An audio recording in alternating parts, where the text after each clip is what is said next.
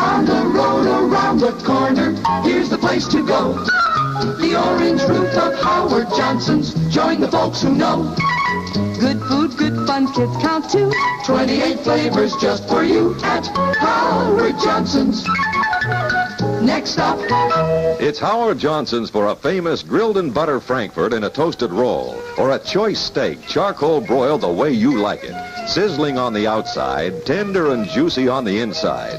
Howard Johnson's is famous for fried clams, tender, sweet, deeply crusted and golden brown, crispy, crunchy, sweet as a nut, and ice cream from the wonderful world of 28 flavors, made with fresh cream, fine ingredients, and ice cream soda, cool, luscious, at the landmark for hungry Americans. Howard Johnson's.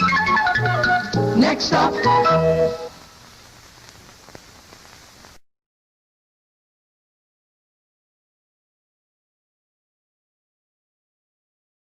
Okay, new chains and a changing public.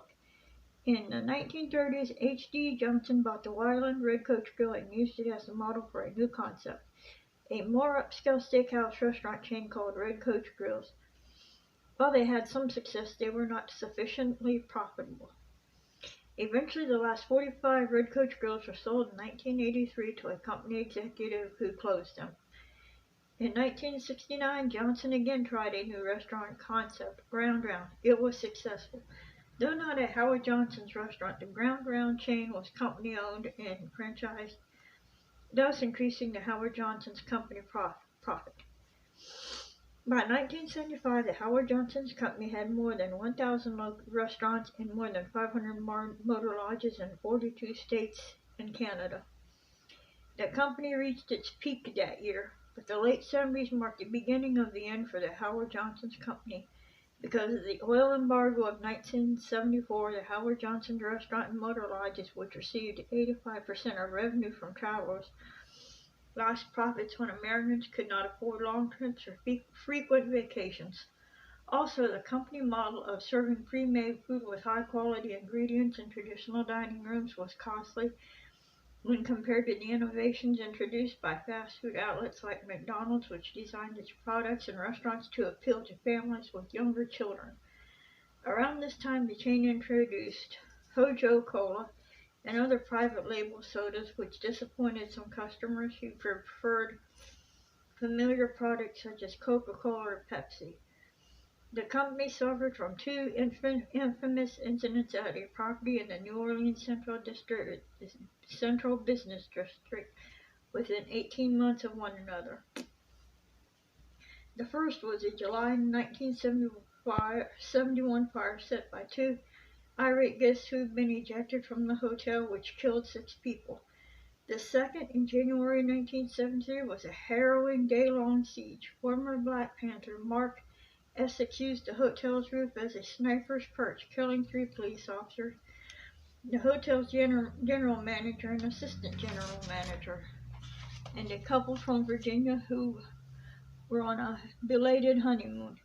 He also wounded policemen, firemen, and civilians. Then in Jericho, New York, on November 8, 1974, singer-actress Connie Francis was raped at the Jericho Turnpike Howard Johnson's Lodge.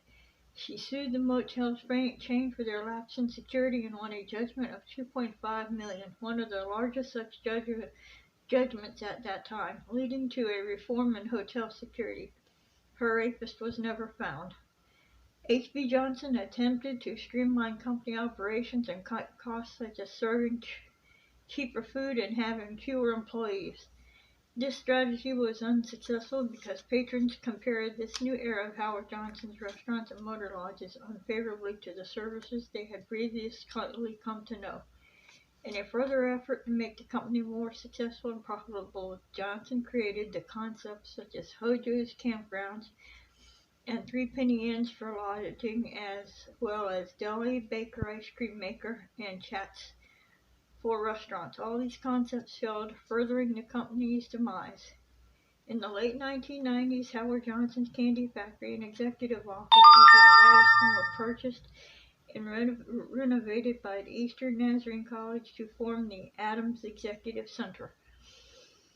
Changes in ownership. In 1979, Johnson accepted an acquisition bid of more than $630 million from Imperial Group of London, England.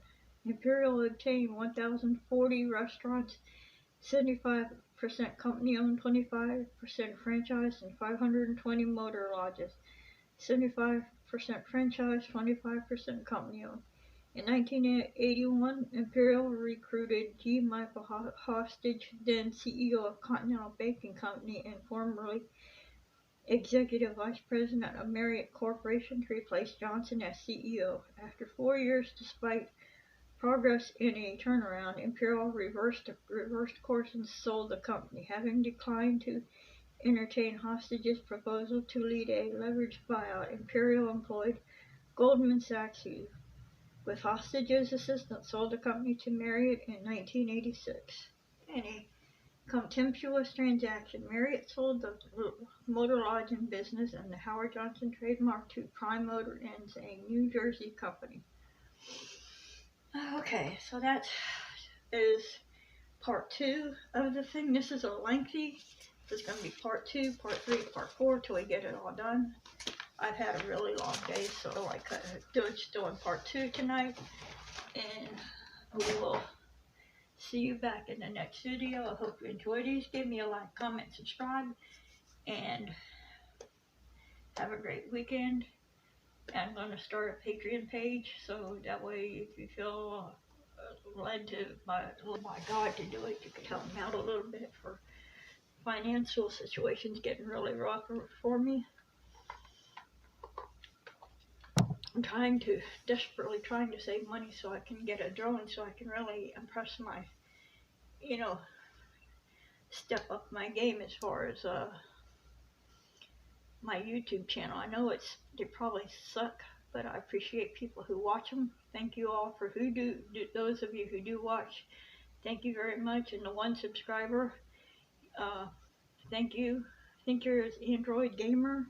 Let me pull it up here and see if I can find it. I think his name was Android Gamer.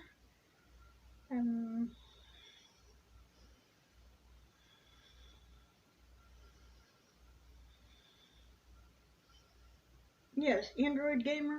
If you're watching this video, thank you for watching my videos and thank you for subscribing. I'm going to give you a shout out. Remember, if you just want to, and I also subscribe to your channel, YouTube Gamer, Android Gamer. I subscribe to get back. You sub me, I sub you back. So that's how it works.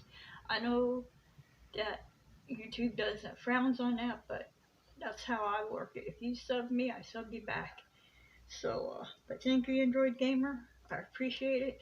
Getting me off to a great start because it's about the 10th or 12th time I've had to restart my channel due to issues. So, thank you so much for watching the videos and have a great evening, a great weekend, and I will see you on the next one. Thank you. Goodbye.